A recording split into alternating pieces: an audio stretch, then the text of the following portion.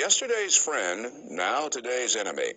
That was the story in U.S. relations with Saddam Hussein and Manuel Noriega.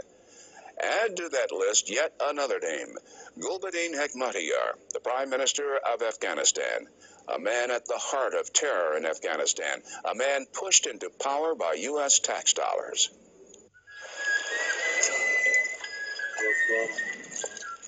Kabul, Afghanistan. Once a city of roses and minarets. Now a scene from hell.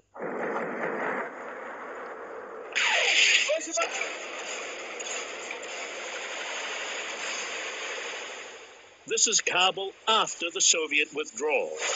This is the Kabul of Afghan Prime Minister Gulbuddin Hekmatyar. Once the CIA's man, he is now turning Afghanistan into a terror nation.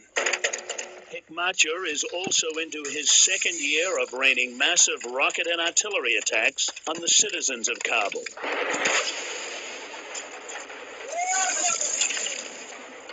It is from this chaos that the Afghan Prime Minister is able to recruit and train international terrorists, seeking out fighters ready to die for jihad. Who is this man, Prime Minister?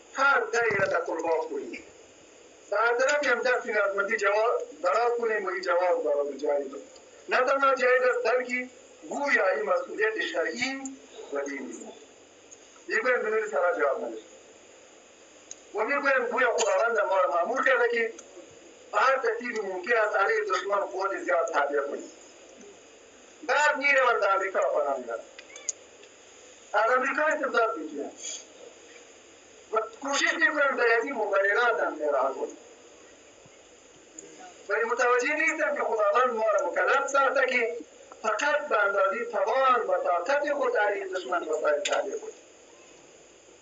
و اعدوا لهم ما استطعتم، علیه دشمن قوی را فراهم کنید که شما خود توانی را دارید. ما برای مکلف نیستم که در برابر توپ دشمن توپ داشته باشم. ما مکلف نیستم که در برابر هلیکوپترهای گنشک دشمن خواهی نخواهی هلیکوپترهای گنشک تهیه کنیم. و اگر به قیمت تظلم در برابر دشمن هم باشد و اگر با قیمت تسلیم شدن در برابر دشمن دیگری باشد، باید وسایل برابر و متوازن با دشمن تهیه کنیم. هرگز نه.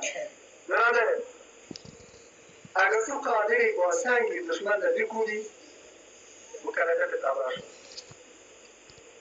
اگر تو قادری با سنگ دشمن را بکوبی، مکلفیت تباه شد.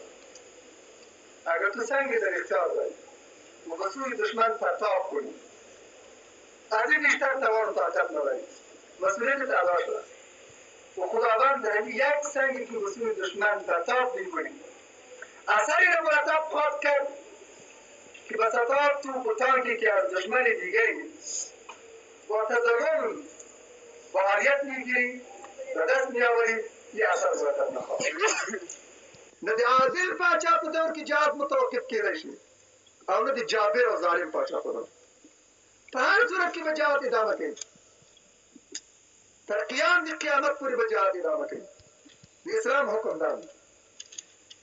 او زما ورو او نه د جابر او ظالم پاچا په دور.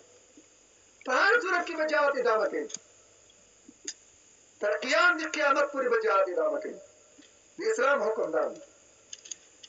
او زما ورو زمونږ له خدای سره دا تعهد ده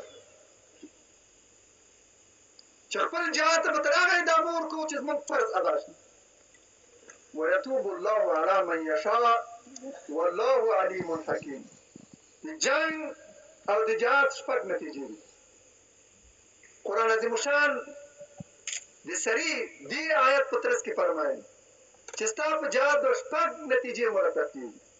لومړی، ستا په لاس به خدای کافر تعذیب کوي، هغه به خدای رسوا کوي، سپکاوي رسوایي او خزي سره مخامخ کوي. ویخزیهم، تا ته به په هغه باندې فتح او غلبه او نصرت درکوي. وینصرکم علیهم ویشفي صدور قوم مؤمنین،